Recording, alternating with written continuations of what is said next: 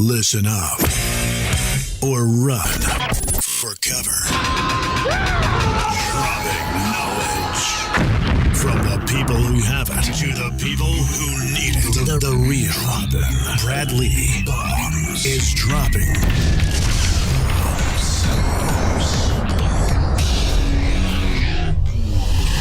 What it is, Brad Lee back again with another episode of Dropping Bombs. Today in the studio, kids, do I have a real treat for you. Folks, Simon Leslie. Now, you probably are wondering, who the fuck is Simon Leslie? Well, you're about to find out, because this gentleman from the UK, he's got a lovely British accent, wrote a book called There Is No F in Sales, which is a great title, by the way. I haven't had the pleasure of reading it, but I hear it's like you can't put it down once you pick it up. Simon, welcome to the show.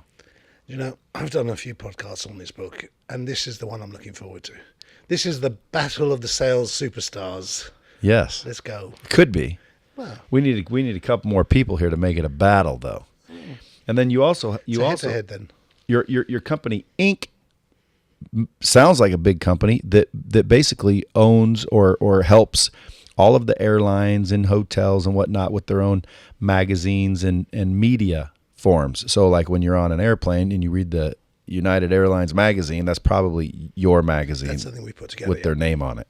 Correct. And or the TV screens when it's running through their spiel. What about all the programming? We make films, we make movies, we make travel programs. Well, you know I want to be an actor. Yeah. I'm going to end up that way. I started out that way. I ran off to be a movie star at like 16 years old. That's why I was homeless on the beach. Everyone says, how was it when you hit rock bottom? And I said, I've never hit rock bottom. They're like, didn't you say you were homeless on the beach? I'm like, well, sure, but it's a beach. Like, how bad can that be? Number one. Number two, it was a choice. Shit, I just didn't want to go home. My dad would have not let me hang out as late.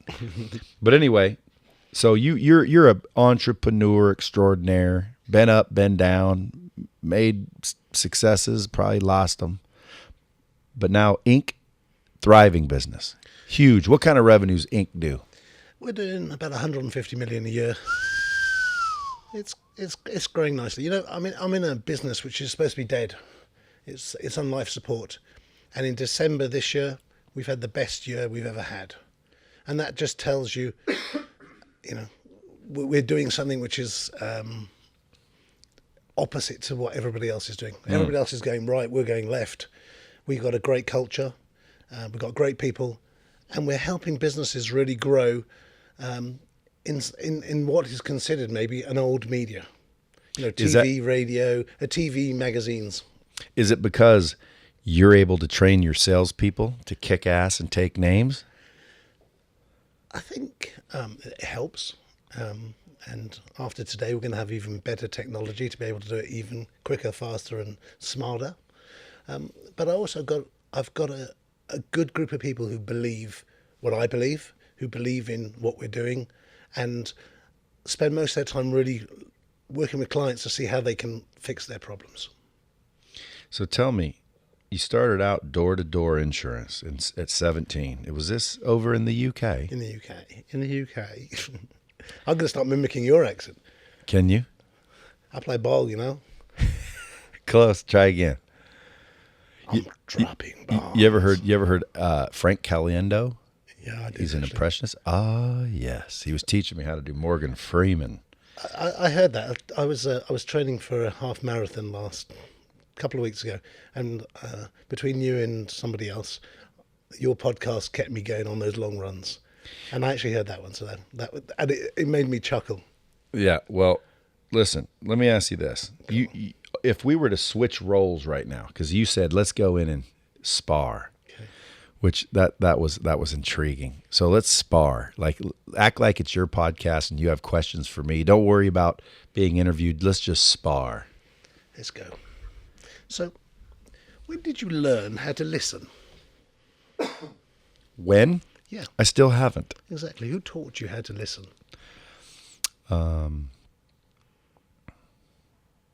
Experience, failure. You know, if you're going to be the greatest sales, I think you call yourself the greatest closer, The greatest salespeople, the greatest closers are the best listeners. And as an art, we're never ever taught how to listen. It's not even anything that features on any curriculum. And it's the most important thing to be good at anything you do. Communication, relationships, all come from listening. And I think it's quite intriguing how you became so successful at it without any formal education. I think through trial and error. Depends on what you're. I always like riddles and puzzles. So when I'm listening to understand what it is you're saying, and a lot of times people say things without knowing they're saying them. So I'm listening to what I call like active listening. There's an active listening, and I used to teach it. So when you say no one teaches it, I did when I taught salespeople, and I would teach them by this little trick that I learned where I have a quarter, a dime, and a nickel. You've seen that before? Mm-hmm. And I say, okay, watch. And I hold them up. I say, listen, Bob's mom has 3 kids. The first one is Nicholas. And I hold up the nickel. I hold up the dime, and I say, the second one's Demetrius. And then I hold up the quarter, and I say, what's this one's name? And no one will ever get it until I say it a couple more times, sometimes 3, 4 times in a row, until they finally get who I'm talking about. Do you know their name? Chorus. No. So you're not listening. You have to actively listen. Ready? I'm going to say it again. Good. Bob's mom has 3 kids. The first one is Nicholas. The second one is Demetrius. What's the third one's name?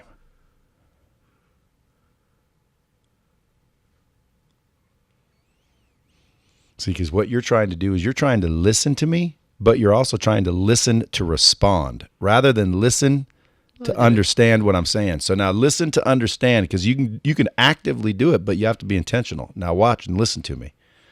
Okay? Bob's mom has 3 kids. The first one is Nicholas. The second one's Demetrius. What's the third one's name? Bob. See? That's active listening. And I used to teach that. So is that what you mean? Yeah, it is. But I do I do struggle with people because they don't listen. And clearly I don't listen that well. And there are 18 forms of listening, and I find it amazing that for something that is so important, it's something that we don't spend enough time really digging deep enough into, especially if you want to be good in sales. I would agree. People ask, what's the number one thing the best salesman in the world can do? I say, listen. Too many salespeople don't listen. In my book, there's not a section on closing. What do you think about that? Then your book's incomplete. Interesting.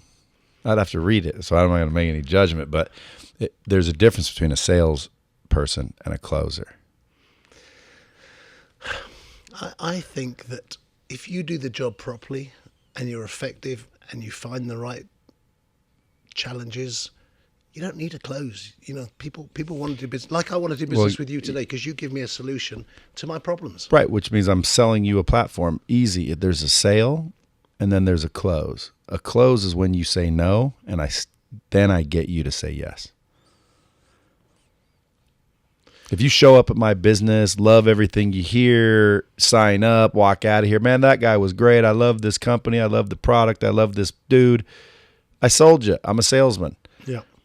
But if you said no, then I better turn into a closer or I better go get one, because you're going to leave without doing business with us. And we need to figure out why, if we want to capitalize on the opportunity. And in some cases, opportunities are valuable. You don't get that many. In Lightspeed's case, as you know, because you were busting my chops about how I didn't want to sell you anything, we don't have a problem selling it, especially since I did what I did. The problem we have is being able to help so many people figure out their own angles of things. So I had to develop processes, which I'm just implementing, to where now we can scale big. That was my problem. I didn't want to scale chaos. I disagree a little bit, because when you get a no, it doesn't mean that that they're not interested. It just means you haven't come up with a solution that gets them excited. That's a closer. No, you've just got to come back and go, okay, I haven't pitched this well enough. So you've got to go back through the process again. You don't have to close. You come back, you go through the process. Well, maybe your definition and my definition is the same thing. We're just saying it different. But the my struggle, not my struggle, my challenge with the word closer is like you have to hard close to get a deal. No, you don't. You don't have to hard close. No, you don't need to close at all. I'll give you an example. Shall we? Go on. Okay. So first of all, when someone says no, you say you just go back through the process. I would imagine you're probably saying like building value and all that, step to the sale type of thing. Yeah. And there's a million of them. But at the end of the day, you said no. You're leaving. You're not going to do business with me. Yeah. Okay. First thing, if you want to close a deal, is you have to figure out why. Most people lie about their why. That's just the truth. And you have to figure out if that's real or not. Because if I try to close on an objection that's not real, it's very difficult, if at all possible, because it's not real. The other day I was at a not the other day. By the way, when I say the other day, it could mean 10 years ago. But the other day, I was looking at a jacket. This thing was like way too expensive. I told the salesperson, I need to find my wife and have her help me decide, because I didn't want to say, holy shit, how much is that fucking thing? So I didn't want to look stupid, So I said, I'll get my wife. She's in the mall. He said, okay, I'll see you when you get back. Yeah. Okay, that's a salesperson. Yeah. A closer was not in our environment. What have you done in that instance? I would have closed them, because a closer comes in when the person says no. Now, close. What would you have done? What would be the best tactic you could have given that salesman? Well, here's what you do. First thing you need to do is identify and isolate the objection. You identify and isolate it. You do that by very simple technique. You remove the objection to see if it's real. You're testing it. It doesn't mean you can do what you're saying. You just remove it. So I'll give you an example. Let's say you're saying no, and I say, why? Give me a reason. It's too expensive. If it were cheaper, would you be ready to move forward? Potentially. Why wouldn't you? Depends how cheap it is. Right. So if it's cheap enough, you'd move forward? Potentially. Well, why wouldn't you? Well, I'm not sure if it's exactly what I want. See what he just did? He said it's the money. No, it ain't. It is not the fucking money. And if it is, it's not the only reason, because he just switched it. Now, if it was the money and that was the objection, then he would have said, yes, if it's cheap enough, I would buy it. That's called identify and isolate it. The first excuse is never the real reason. Well, you still identify and isolate, and that's how you do it. You remove it. So, like, for example, I got to get my wife. Oh, let's go get her. No, she's working. That may be legit. Okay, let me ask you a question. If your wife was here and she told you to get that damn thing, would you do it? So you just remove whatever objection it is to test it. It doesn't mean that she is there and she did say that, and you will close it just because he says yes. But what you do when you close a deal is you identify and isolate the objection until you find the real one, because you can't close on one that's not real, or you can't close on one if there's four, and you got to touch all four. So you identify and isolate over and over and over until you find the actual objection, and then you close it by what I call solving the case. How do you solve the case? Depends on what's the objection. So like, well, it's too much money. Well, if I can make it affordable, would you do it? Well, yeah, if it was affordable, I'd do it. Now, if I can't make it affordable, well, then I'm not going to close that deal. However, you were saying no because you didn't want to tell me the reason, or whatever the case may be. I identified and isolated it. Then I solved the case, and I solved the case based on promises or hypotheticals that I gave. Like, for example, so if your wife was here and she said to go for it, you'd buy it. And if you said yes, that means that is the real objection, even though you went to 3 other ones prior. Yeah. And so now you said yes. Okay, good. I got you to go from a no to a yes. Now, once you've gotten to a yes, now I've got to solve that case. That is not a closed deal. That is, I got you from a no to a yes, which is the first step technique. Now I have to solve it, which might be, hey, let's write up this agreement based on your wife's approval, since she can't be here. There's no way to get her here, correct? Because if there is, I'm going to go get her. But if I can't get her, and there's just no way, let's make it subject to wife's approval. And then you say yes, you sign it. 9 times out of 10, that stays a deal. Might it unwind? Yeah, but it was unwinding anyway. Yep. You were leaving without buying anything anyway. So having a signed contract hoping the wife will come in and agree is better than not having a deal, waiting for the wife to maybe come back, because most people are not coming back. Now, I don't believe that either, because a lot of people come back at light speed. A lot of people come back to a lot of places. So that whole, be back bus and people don't come back, slam them in the face while they're here. I don't agree with that hard tactical bullshit. I believe relationships are the new economy. Huh? We're in agreement. Yeah, relationships are the new economy. Then is went through the process again. Yeah, but I teach people to start with a relationship first. Like I don't care if I sell you anything. What I'm trying to do is build a relationship, and then if you build a relationship, not only am I going to sell you what you came to buy, but I'm going to sell you a million other things along the way. So I always say, look, when you go into it I'm trying to sell you something. I'm not here to make a relationship. I want to see what I can do to sell you something. I think you just have a disadvantage. And I don't grind people, and I don't hard close anybody. Good. So, but you said hard close because the word closer makes you feel something. Like you must have got closed one day. No, I'm the easiest person to sell to. Honestly, I buy everything. The best salespeople are the easiest ones. I go into the mall here. I mean, I've got headphones, teeth whitening, things that I don't even need, right? And I probably do. And I've walked that. I don't want to go in the mall. You got any lotion from the Dead Sea Scrolls? Yeah, that. Yeah, one time I was walking through the mall. Had my girl. It wasn't my wife yet, but she's my wife now. And we were walking through the mall, and one of those Israeli booths with the Dead Sea Scrolls, they're good, dude. Whoever trains those some bitches are good. They really are. Come here, you look. Oh, let me do this for you. They always have the Israeli accent. Like it's like, dude, whoever's training these people are good because they're good. So I'm walking by with my girl, and they're like, oh, let me show you, and they put it under my eye, and then look at the difference, and it's like, oh, I got to get it now, and then the wife, and then I'm thinking, it's lotion. How it's lotion. Like, here, get 2 of them, honey, get 2 of them. $400 later. Yeah, so that was like $900, and I'm sitting there, get 2 of them, then we'll get the big bottle, and I'm thinking this fucking lotion, dude. How bad can it be? And right when she rings it up, she's like, $900, and I'm like, what? and I couldn't say anything. I couldn't say anything. Now I'm the one. What am I going to say? Can you put some of those back? So now I was stuck, dude, looking cool for my girl. Yeah. Stupid. I always say, man, I spent more money trying to impress people. If I got it all back, it would be impressive. But no one even remembers any of it. One of the challenges I have is salespeople, because they're a fickle bunch. Most of them don't want to be salespeople, and what they do is if you imagined a chart, you've got high energy, you've got positive high energy and negative energy, and you've got positive energy and low energy, and the art of anything in sales is to go from positive high energy to low positive high energy. But unfortunately, what salespeople do is they go positive high energy to fucking me. I'm finding demons. I'm finding depression. I'm anxious. I can't even come into work today because I feel so stressful. You're going to fire me. It's the end of the world. The end of the world is nigh. And I need a formula that you keep them in that positive high energy box without them cascading down.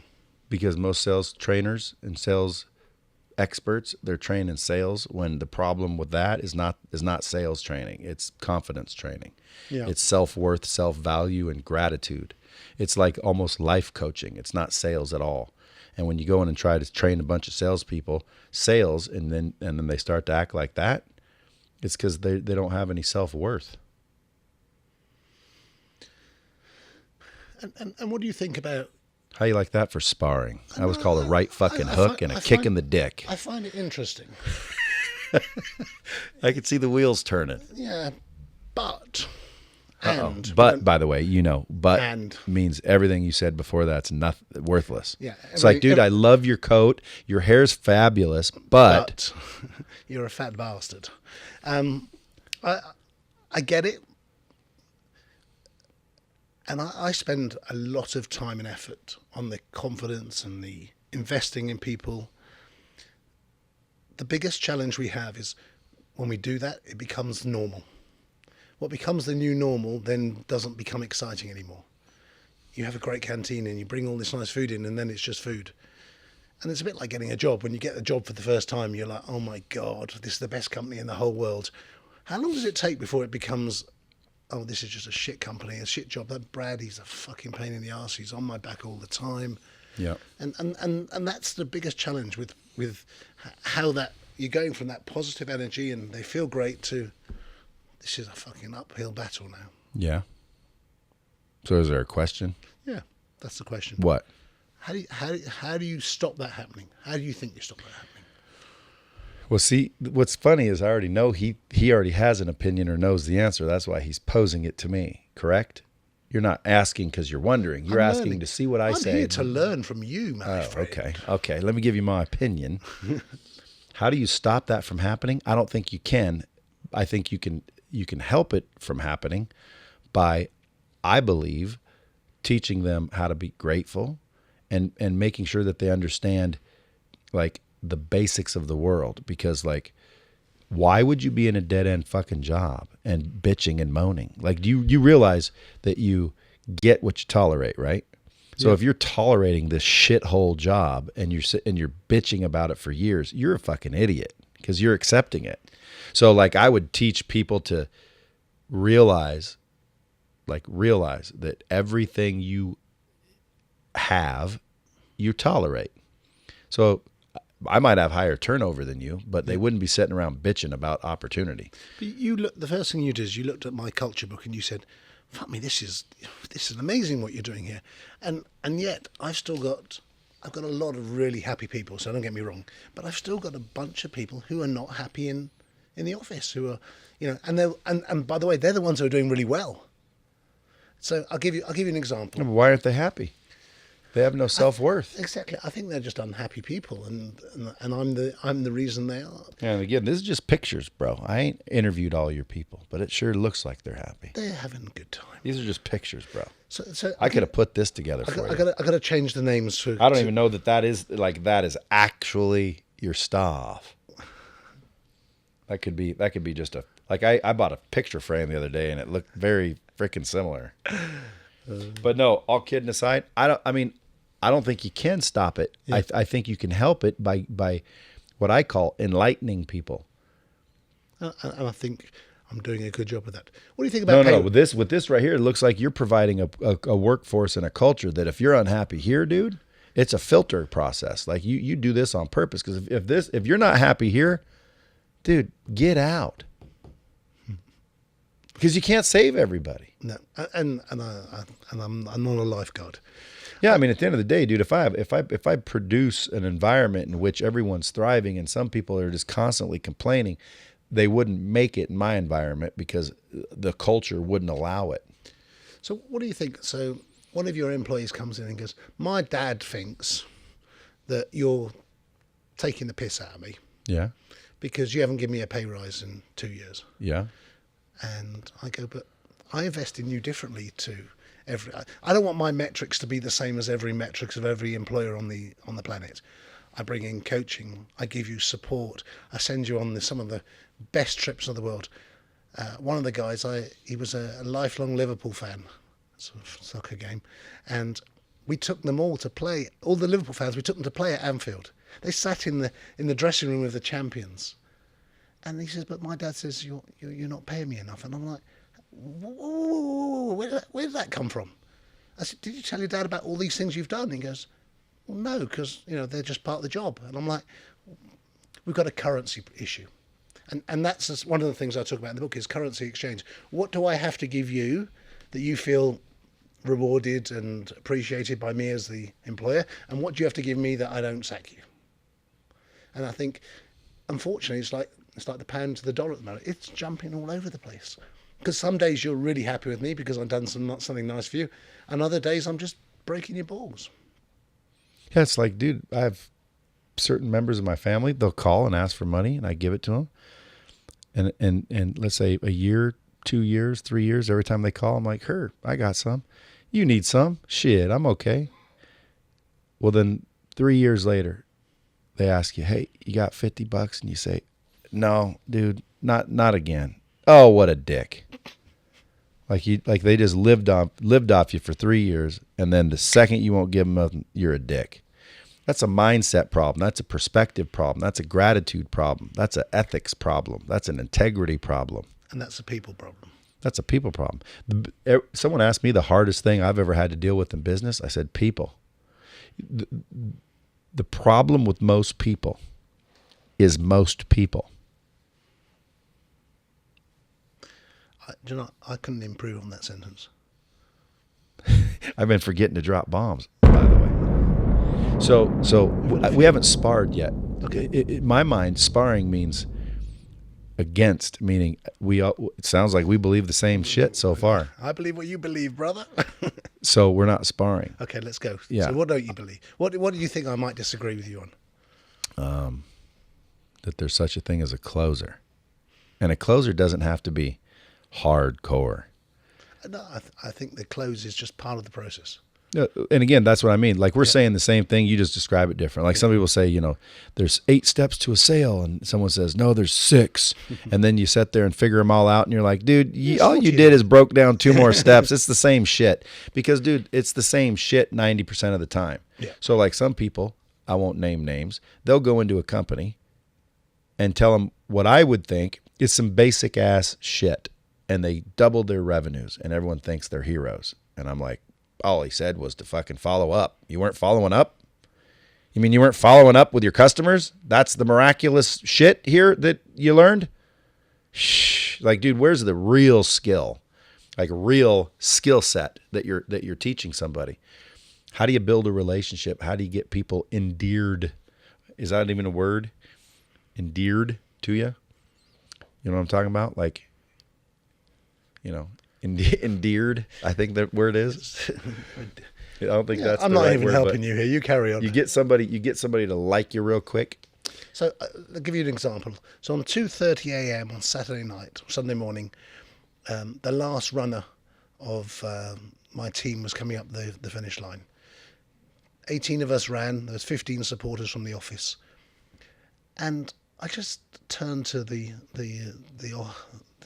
leader of the Singapore office, and I said, fuck me, you have built the most amazing culture that every single one of the guys who've already ran a marathon or a half marathon are standing here waiting for the last one to come home and cheer them up the finish line.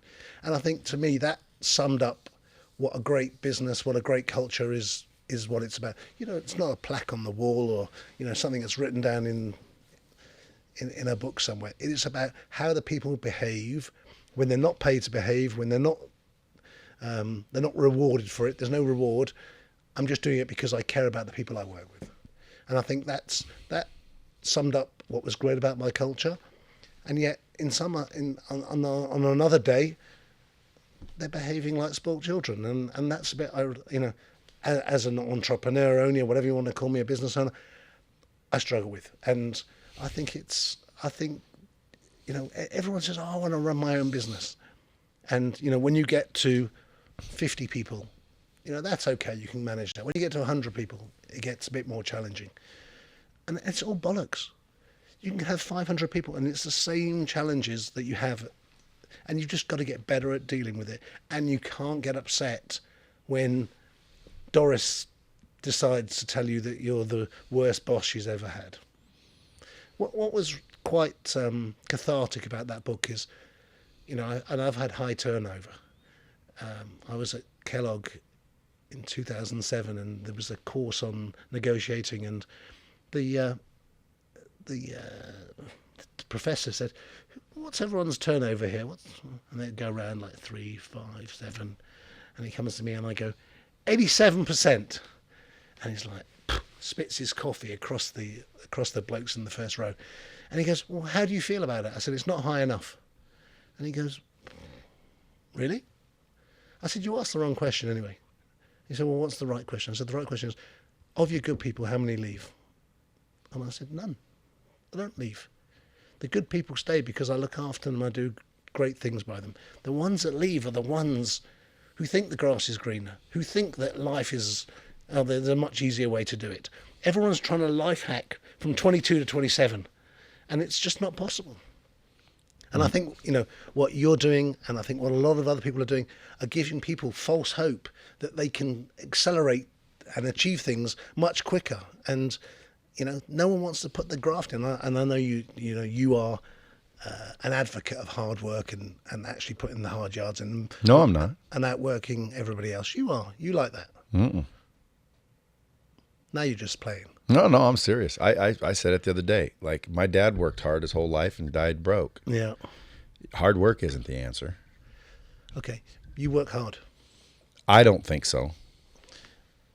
It's 6:00 on Friday and you're still in the office. That's long, not hard. This is fun anyway. Exactly. But like, it's is still this hard? No, is this hard to you? But it's Is it- fun. like, dude, this is not hard to me. But most people hard to me is digging ditches. Hard to me is fighting forest fires and swinging axes and getting blisters and like bloody knuckles and like danger, like shit like that. That's hard work. Like my grandfather, he was a logger. That's hard work. My dad worked at a warehouse, a mill. That's hard work. I you know how I decided I didn't like hard work? I did some. But I fucking did some. I showed up one time. Everyone told me to get a real job, so I'm like, okay, I'll get a real job.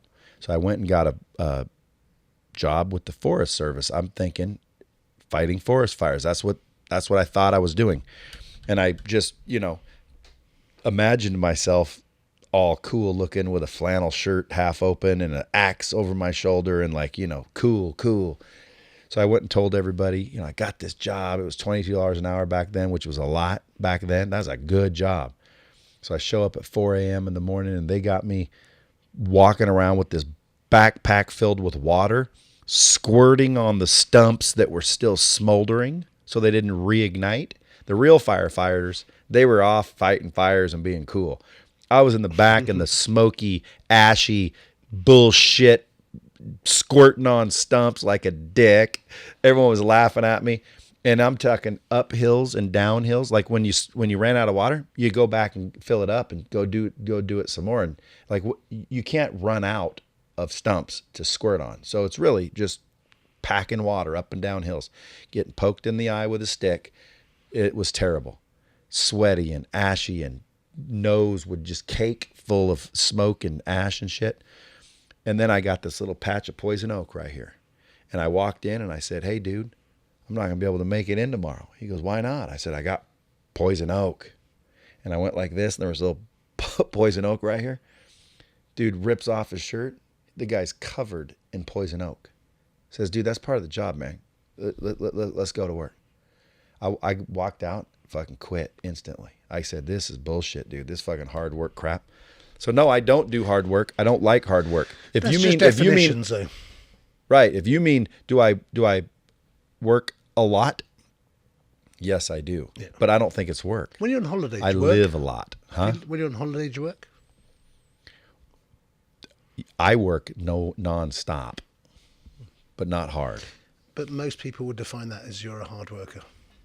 Well, most people. Yeah, you're not most people. Yeah, that's the problem with most people. Yeah, but that's exactly, I said to people, you just have to be, if you want to be, if you're the smartest man in the room, you're in the wrong room. And that, I don't want to be in the wrong room. That's why I'm here with you. I want to learn. I want to grow. I learn. So who's in the wrong room right now? Okay, who's the smartest motherfucker in here? That's my question. Who's not supposed to be in this room? Is it me?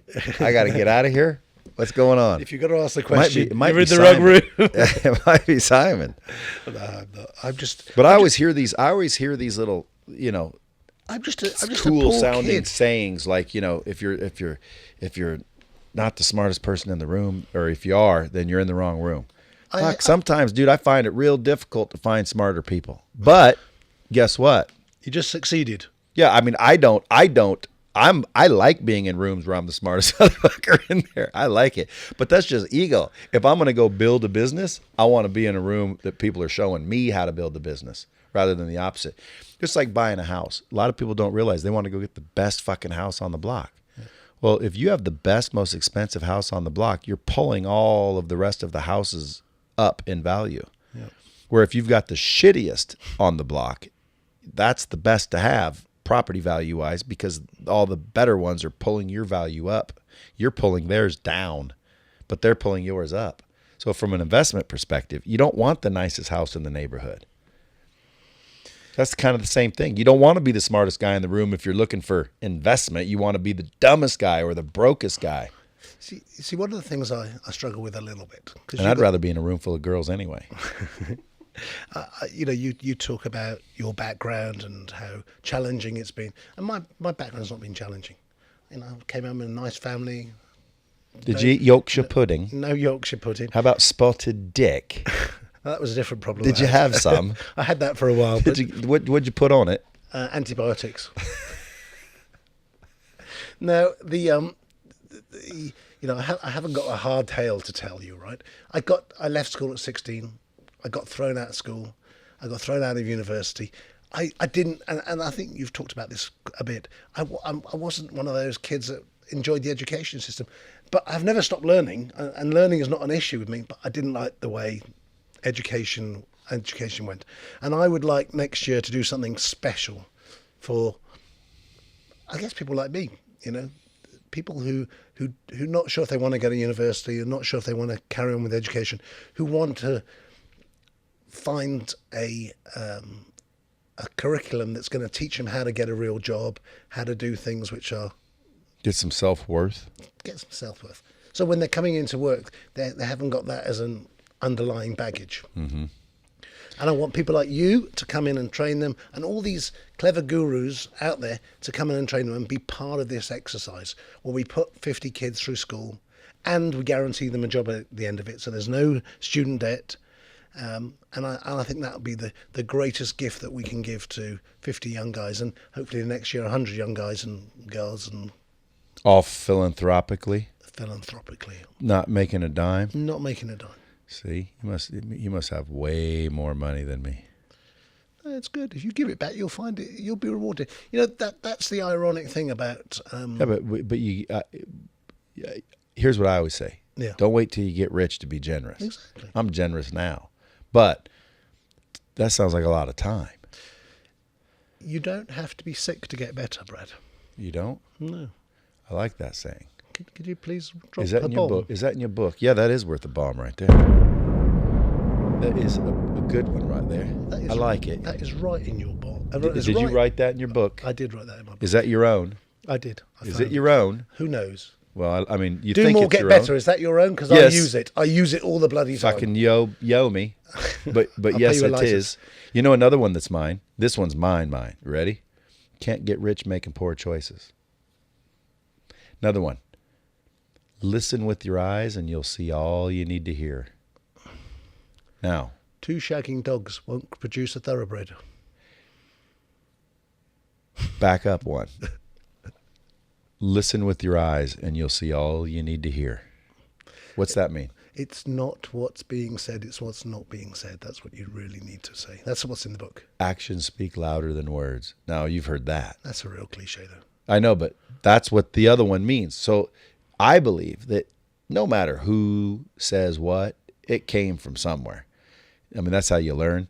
So like when I say that's mine, it's because I said it and I originated it in that form, but in reality, it's been done before.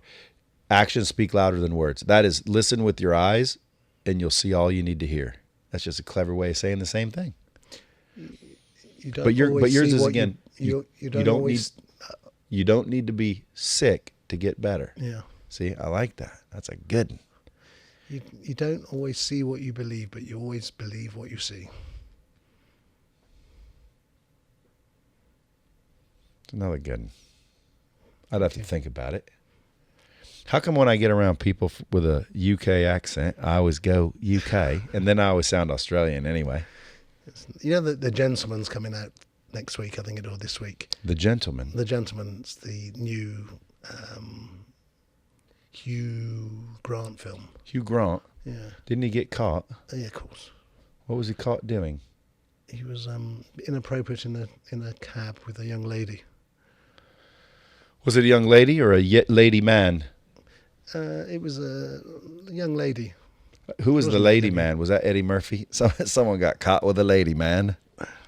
Imagine, I mean, it's already bad enough you're getting caught all busted, getting busted, then you find out it's a lady, man. So they know you kind of like wiener. You just don't want Eddie Murphy, like he's funny and shit. I don't care that he likes wiener, but how do you? Was it Eddie? See, I'm starting rumers. I don't know that it was Eddie. Poor Eddie. He's scared. Anyway, I thought it was Hugh. The reason I said, have you seen The Gentleman? Because you sound like Hugh Grant's character, The Gentleman. He's supposed to be playing an East End villain, and that's what you sound like. All right. It's really nice to have you here tonight, Brad. And Cockney. It's a little bit Cockney. You got your Dickie Doos. Got what? Your Dickie Doos. Dickie Doos? Yeah. What's your Dickie Doos Brown, shoes? brown rice and dogs. No. Cogs. Really? You ever heard Cockney? How do you say my phone? Dog and bone? Yeah, dog and bone. I'm a dog and bone. You want to do the whole with my vocabulary? doggy, with my Dickie Doos? What about What are shoes? What about your Holy Ghost? What about shoes? Shoes? I don't know. Shoes. It's your Dinky Doos. I never heard that. What about cash? Cash? Bees and honey. No. Paella. What about bees and honey on my Dickie Doos with my dog and bone? What's a watch? What? A watch? Kettle. Kettle? Kettle. That's your kettle. Nice kettle you got there, son. Yeah, see, dude, if I went over there, I'd want to talk Cockney just because it's more fun. It's a little bit more fun. It's a little bit more edgy. You ever No seen one that understands movie what- Snatch? Yeah, that's Snatch. So get the Guy Ritchie. That's who's done The Gentleman. It's his latest film. You know, I'd say to you, your missus has got lovely Bristols. I know. Yeah. I was playing with them last night. What are Bristols? You were probably playing with them last night. I probably was. Yeah. I'll be playing with them again tonight. Yes, you will. That's what they're for. Yeah. Isn't it? Yes. I mean, They're all yours to look after. why get a girl with nice Bristols if you're not going to play with them? Exactly. Is that right? It's right. What are Bristols? I don't know. You're gonna have to Google it. I think. Siri, in the UK, what is a Bristol? Here's what I found. Bristol's a city. That's not what you probably meant. What does it mean? Bristol City. No, you know what it means. What, boobs? Yeah. Bristol City. Bristols are boobs? Yeah. Oh, I think you come up with better names than that. What about what the hell is it? Bottle. She got a lovely bottle. Bottle and glass. Arse. Dude, this Cockney stuff is fantastic. How do they? And they can all understand this each is gonna other. break records on your podcast. Like these guys were talking some fucking foreign language. There's a lot of people from the UK that download my podcast for some reason. I think because of my bloke over there, David Pereira. I think. If I called him right now, he could talk Cockney to you. Here's what I want to know. He's from Birmingham, right? And they talk like that. It's very nasal. When I went over there, man, everything was gray. The food, everything was gray, and I'm like, why is everything gray? You went to fucking Birmingham. Do you not understand? Chinese food over there tasted like fucking cardboard. You went to mixed up- Birmingham. mixed People are up. trying to escape the city. Dude, it tasted like cardboard mixed up with chestnuts. Honestly, you're gonna have to come to London and see the. I was the in bright London. lights. That's you were where I not- ate You it. were in Birmingham. No, I was in London. There was nothing dude. grey in London. Everything was gray in London. I don't know. You must. All have the had food I had was sunglasses gray. still on. And they had gravy on everything. Where did It's they like take fucking, you? I'll take a steak, and all of a sudden the steak came out, and there was gravy on it. And I'm like, no, I ordered a steak. They're like, that's what it is. I'm like, why is there gravy on it? I think you're not doing a great job for British tourism. I promise you, we have the greatest food in Where? the whole world. You got to go to Paris for that, Maybe. don't you? Isn't it right there? Yeah, it was, because when I was in London, we were like, let's go to Paris. It's only like an hour or two on That's a right, train. yeah.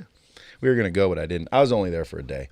It was gray, but it was the sky, and the food was shit, but I only ate at one place. It Just sounds, to be fair, it sounds like you went to a Bernie Inn. I went to a pub. Oh yeah, not a very It good was one. next but to Leicester Square or Leic- something like that. Leicester? Leicester. Square. Leicester. Yeah.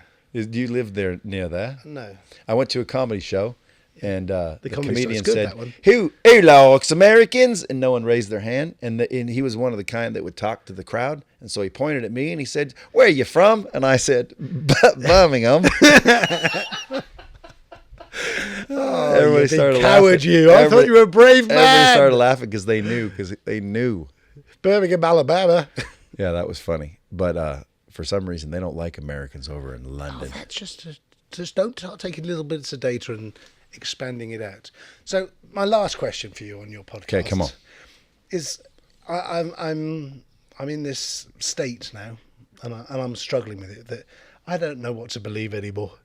You know, I watch a TV network here and it's pro something, and then this one is anti, and then I watch this program and I'm wondering who sponsored that, where did that content come from, and it's becoming harder and harder to decipher what the real truth is. And just my own definition of truth is, there's your truth, there's my truth, and there might be another one, but I'm not 100% sure.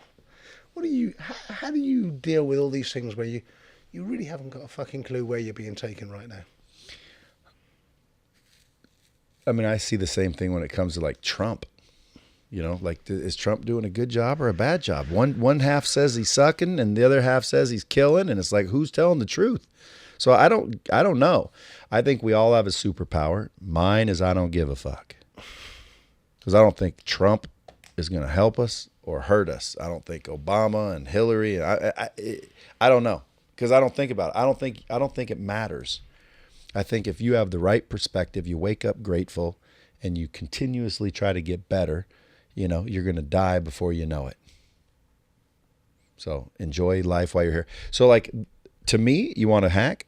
Here's a hack. You want to get to a point of gratitude and perspective that can't be beat. Meaning, I wake up every morning, first thing I do in the morning is think, what an opportunity. Let me ask you a question. And you probably, if you've heard me at all, you might be able to answer this. So let me ask you this question, because you probably haven't heard me before. If I gave you $1 million, would you be happy? Yes. I'd be happy. Okay. Would you be like excited at least for a week, 2 weeks, like pumped up, excited, like, damn, no one could piss you off. No one could put you in a bad mood. Yeah. First week I'll be ecstatic. 3 weeks I'll be happy. Okay, good. So would you admit that $1 million would literally make all your other stupid problems go away? Yeah. Yeah. So if I said I'll give you $1 million, but you can't wake up tomorrow morning it'll be your last day, would you take it? Damn it, Brad. I asked people a similar question, and I thought I was the original one of that. Would you take it? No, because you can't put... What about 10 million? No money in the world, because time's the only thing that you have. Okay, so if that's the case, how come every morning when you wake up, you're basically being told you get another day, but you're not as excited as gotten $1 million. See, as people, we take things for granted. I don't, but every morning I wake up, that's the first thing I think of is, holy shit, I get another day. So I wake up and it automatically puts me in a good mood and a little bit, you know, the question is not if it's going to be a good day, it's how good of a day will it be? Do you do the chicken dance? Do you do the chicken dance? The what? The chicken. No. The chicken dance, like that. And if there's no wood, it's going to be a good day. There's no wood? Yeah. Oh, because you're not in a coffin? I got you. That's a good one. Are these old British sayings? I don't know. Did you guys grow up in a fucking village? I grew up in Wales, where men are men and sheep are scared. You know how you separate the men from the boys in Wales? With a crowbar. All kidding aside, so you got a big successful business, you're writing books, you're running around, but you really want to give back now. You're looking to, you build cultures, you send all your employees on great trips. Did you ever struggle? I don't think I've ever stopped struggling. And I actually find the struggle the best part of the journey. If you could do it over again, what would you do? If you could speak to your 20-year-old self, what would you tell that person?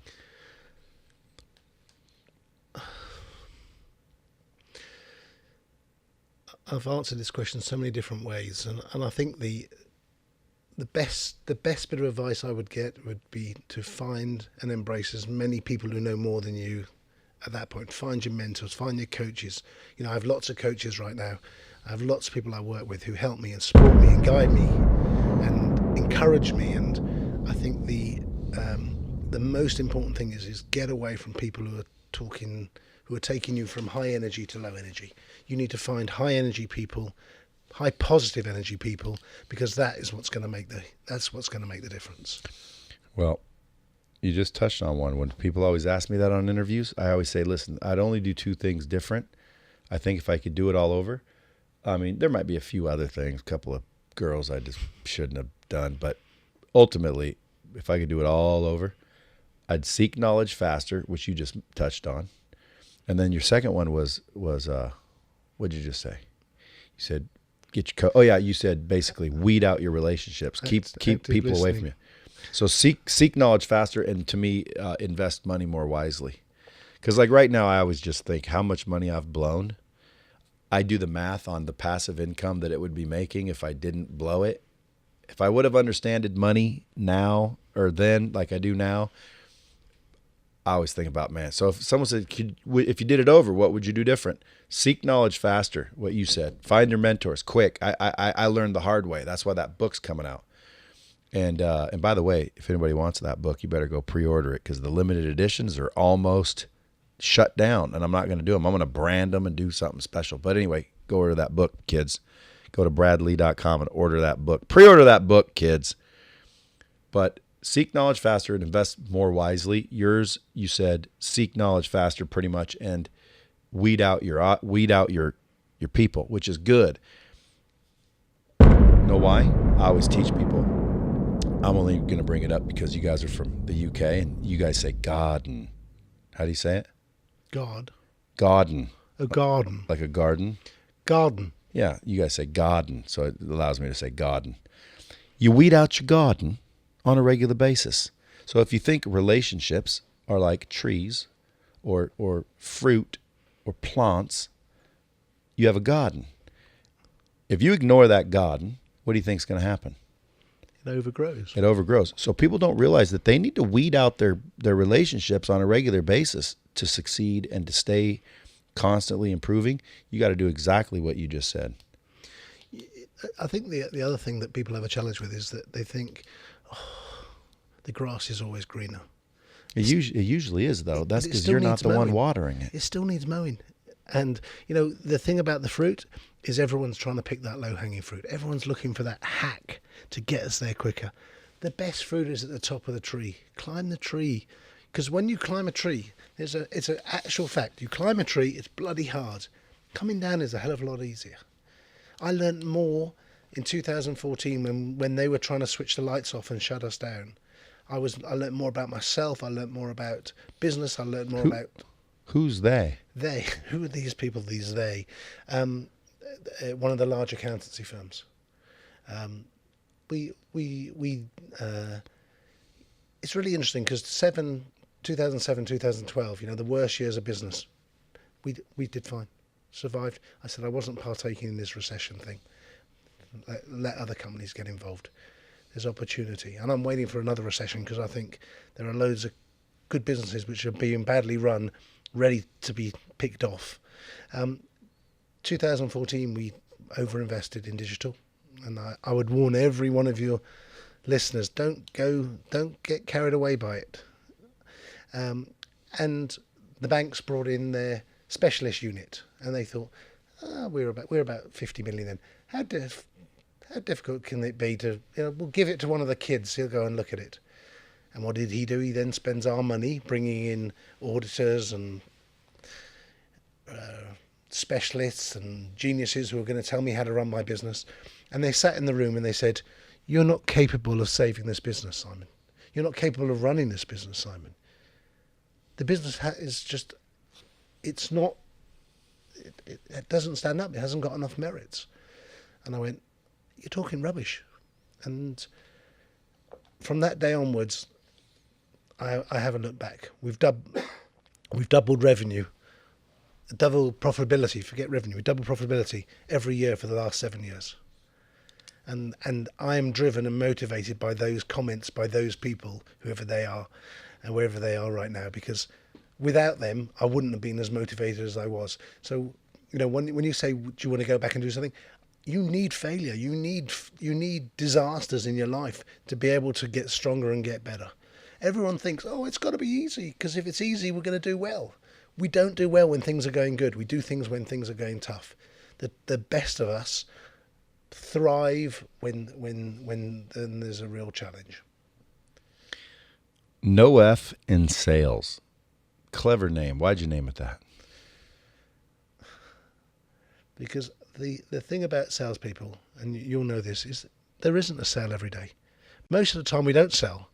And so when we do, we have this positive energy, but it's dealing with the times when there's no F in sales. Because that's most days, most weeks and most months. We're not selling. We're grinding, but we're not selling. So that's the story behind the title. So if someone were to read this book, what do you think the outcome would be? It'd accelerate their growth. And I'm getting letters from people all over the world, and they're telling me that I'm hitting on something that they thought they were the only one that thought like that, or I had that problem too, and I didn't know how to overcome it.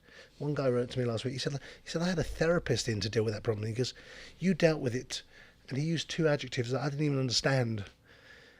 And I went, great. He said, you just made it so simple that, and that's what I've attempted to do in the book. Make it simple so anybody can understand it.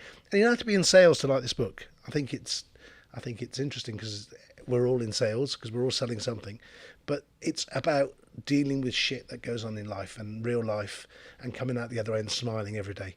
At 40, I stopped focusing on making money. And there was something that you just touched upon there, which was about, the finances. I'm best when I've got no money. I try and get rid of as much money as I can and perform as if I'm skint. Because when I've got money, I become complacent, lazy, and I take my foot off the gas. You looking to offload any now? I'm going to the tables in a minute. I'll offload plenty this weekend. Folks, listen. No F in sales, just like it sounds. Like there is no F in sales.com. You go no F in sales or no fin sales.com. That's how you spell it. And every penny is going to charity. I'm not doing it to raise money. I was going to say that. There's got a little thing here that says every penny of this goes to charity. You've been looking to give back for years, and now you're getting a chance to. The testimonials on this book. You got one from Tim Story even. Tim Story's a good dude. I loved him. That's Oprah's buddy. So I'm gonna read your book. I'll show you a bookshelf on the way out. Everybody gives me their books. They sign them. They give them to me. I always just go in and put them on a shelf. Very few do I actually read. If you're listening to this, folks, I very rarely read the books you give me. However, this one I'm gonna read. Do you know why? Because of the testimonials and meeting you. It's like, dude, this has got to be a good book. I'm your brother from a British island.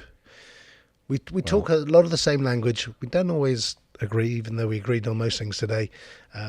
But you wanted to spar, though, didn't you? Yeah, we didn't really spar. You wanted me to have answers that weren't sufficient, didn't you? No, I'm impressed by you. Yeah? Yeah. Because, again, I'm just a high school dropout. Didn't even go to college. Me neither. I said, the fuck needs college? No, all kidding aside, a lot of people say, all these other people went to college, and what do you think the difference was?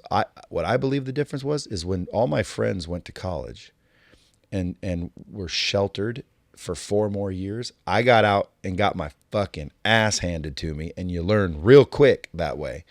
And I got an advantage by getting taught the hard way. Now, I wouldn't necessarily, back then I would have said this is the best way to do it, learn the hard way. But now I don't think you need to learn the hard way. When I open one of my talks I'll be doing next year, it starts like this. It says, at 21, I had a house in Hampstead, which is a really nice part of London. I had a Ferrari. At 23, it was gone. And I think that's, I lost, I gave. How'd you lose it?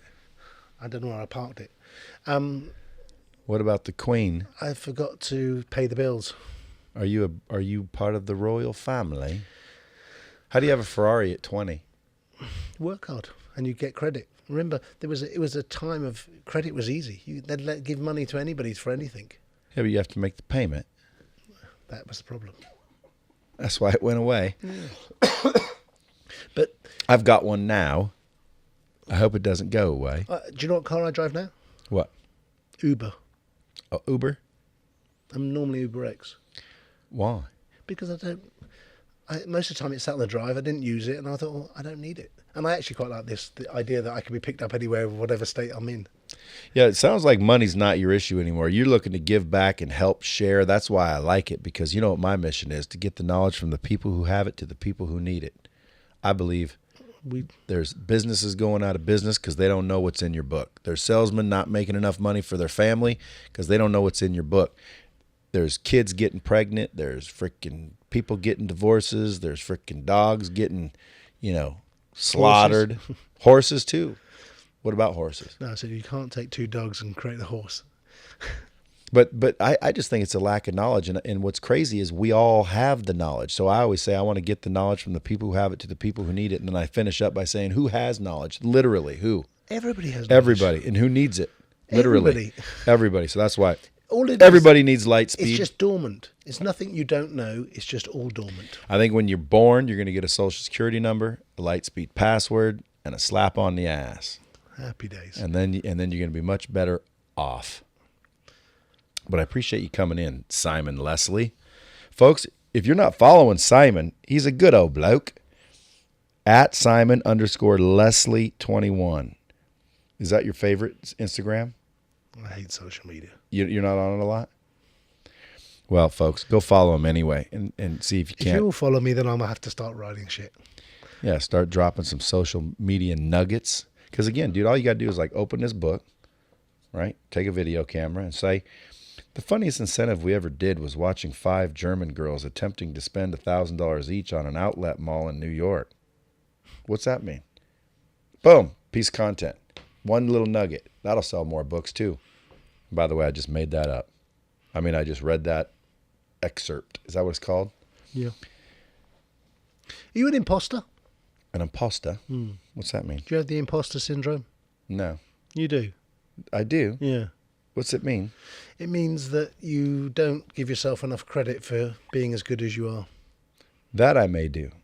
But I don't think it's an imposter syndrome because I don't think I'm anybody to begin with. So it's I know. like, But you need to, but why? because you are, you've got some fantastic content and you're always self-deprecating. You don't need to be. So give me an example. Just like that. I'm nobody. I'm nothing. I'm from nothing. Well, it's because, I don't know the right word, do I? You do. You knew. I don't think you that know I would words be- I don't know, and I don't think that I would be instrumental in perpetuating the high quality image that this literary masterpiece deserves. So therefore, I just I kind of rest my case, Mr. Lee. I just kind of throw it by You're the like wayside a and just play thespian with a Shakespearean accent. No, you just do a little aw shucks once in a Oh, I while. see. It's endearing. I know. Or is it endeared? But that's What where, is the word? That's where your stupidest person in the room is not true. I think when I was younger, the polyunsaturated hydrocarbons that flow through the medulla oblongata in the base of the brain, which causes a reaction to the erector pili, caused me to have a deficiency in pride. You used to whack off to encyclopedias, didn't you? No, but I used to look up a word a day. Same thing. Yeah, if you ever, because I was told to go do a comedy show once. You should see that. It was talking about whacking off as a kid. It's some funny shit. 3 finger scoops out the old bacon grease. You know what I'm talking about. Don't bullshit nobody. The truth is, you Folks, if you look this guy up, he's all professional. He has a big old successful company called Inc. By the way, let's mention Inc. If you guys are looking for a job, I'm telling you, man, he brought this book that just is basically, it looks like he just makes it for his company culture, but it looks like you're trying to sell somebody. Like, this is expensive even to make this. it's a travel brochure, right? Yeah, and it's nicely done and printed up, and that's just your staff and what you guys are doing culture wise. Yeah. And if you guys looked at this, man, you're gonna want to work here. It looks like shit. When I looked at it, I'm like, I'll buy it. What are you selling? It's like it's just culture. We didn't even talk about Inc. Go to inc-global.com or go get his book, No F in Sales, or just follow him. And next time you're back around here, we'll do another episode. I appreciate that. I loved it. Thank you for coming. And until next time, kids, keep it real.